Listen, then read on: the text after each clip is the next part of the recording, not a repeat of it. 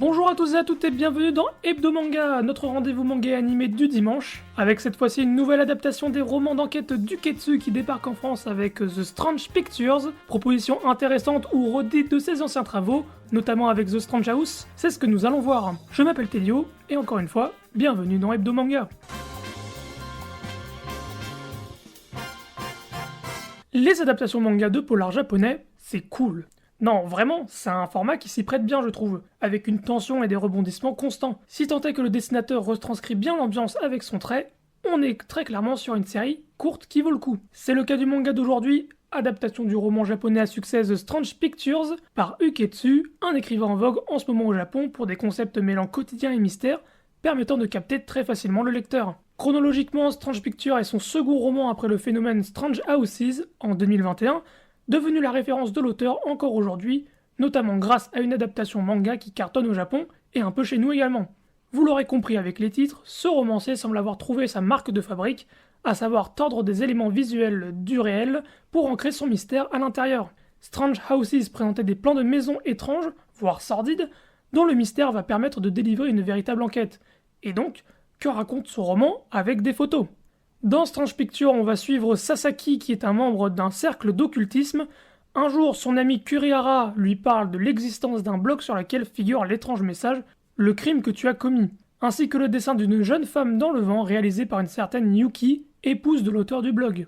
Le résumé est simple, mais exprime parfaitement le point de départ du manga, car évidemment en révéler plus vaudra forcément des spoils. Et globalement, par rapport à Strange Houses, le début de ce tome 1 possède exactement la même structure que ce dernier. Un protagoniste amateur de mystère va faire une découverte sur internet grâce à son ami fan d'occulte et d'étrange, ami qui au passage est exactement le même, c'est le même Kurihara dans l'un que dans l'autre. Celui-ci ne va rien piger au mystère en premier lieu, et son fameux ami va lui révéler au fur et à mesure différentes couches pour titiller sa curiosité, et le forcer à plonger au cœur de l'histoire principale. Et c'est vrai qu'en lisant le début, il est difficile de ne pas faire la comparaison tant c'est similaire. Heureusement, quelques différences notables et appréciables font que ces similitudes ne sortent pas des premiers chapitres. Je pense notamment à l'exploration d'un blog qui nous plonge dans une histoire de manière efficace pour nous faire découvrir les fameuses photos. En seconde partie de volume, l'histoire prend enfin son propre chemin et se démarque en explicitant son mystère et en débutant l'histoire parallèle que nos protagonistes vont rejoindre par leur curiosité morbide. Et comme je le disais plus tôt, c'est un format diablement efficace en manga, car la dimension mystère peut également rejoindre l'horreur graphique que le mangaka peut apporter à travers ses dessins, et ainsi proposer sa propre version du récit initial grâce à ses illustrations. Et justement, parlons un petit peu plus en détail de ces dessins, car c'est ce qui va permettre de différencier la version roman et manga et savoir si cette adaptation vaut le coup ou non. Ce qui est assez drôle, c'est que le dessin est finalement très proche de celui du manga The Strange House, malgré que ce ne soit pas la même personne aux commandes. Kiko Aiba, la dessinatrice, présente un trait précis et ordonné, très efficace pour ne pas surcharger le lecteur d'informations, malgré les nombreux dialogues d'explication. Le premier chapitre est légèrement plus rude que les suivants, le temps de rentrer dans le récit, mais c'est un sentiment qui disparaît complètement dès le suivant. Celle-ci arrive également à jouer sur l'horreur de certaines révélations de manière graphique, en assombrissant les cases et dessinant des versions assez dérangeantes de ce que nos personnages imaginent, nous plongeant parfaitement dans des nouvelles ambiances. C'est à partir de là que le ton est réellement posé et que l'histoire principale commence, nous laissant rapidement par la suite attendre le prochain volume avec impatience. Finalement, les concepts étranges d'Uketsu ne sont pas essoufflés avec cette seconde itération. La structure est efficace, l'histoire est réfléchie et, pour une adaptation manga, le style graphique réussit très bien son défi de nouvelle interprétation de l'œuvre originale. Si vous êtes amateur de polar, de manga, de mystère ou de thriller, c'est un titre qui est fait pour vous. Et plus généralement, les œuvres d'Uketsu sont faites pour vous.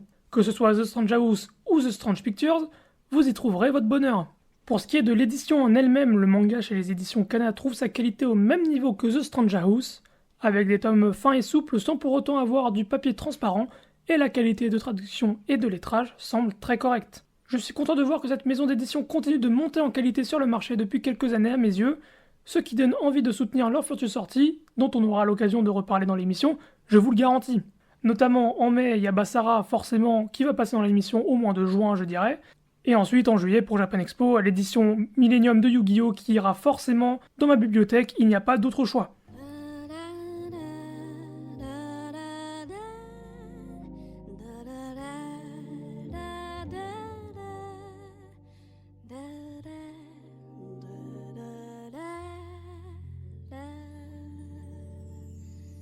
C'est déjà la fin de cet hebdo manga, j'espère qu'il vous aura plu. Alors celui-là était un petit peu plus court que les précédents, mais j'avais moins de choses à dire et moins de choses à détailler sur ce manga, je trouve. Je me rattrape la semaine prochaine, car évidemment, qui dit fin de mois dit l'émission pour faire la revue des sorties du mois de juin. Et croyez-moi, il y a du lourd. Je vous remercie de votre attention et je vous dis à la semaine prochaine pour un prochain hebdo manga. C'était Elio, ciao!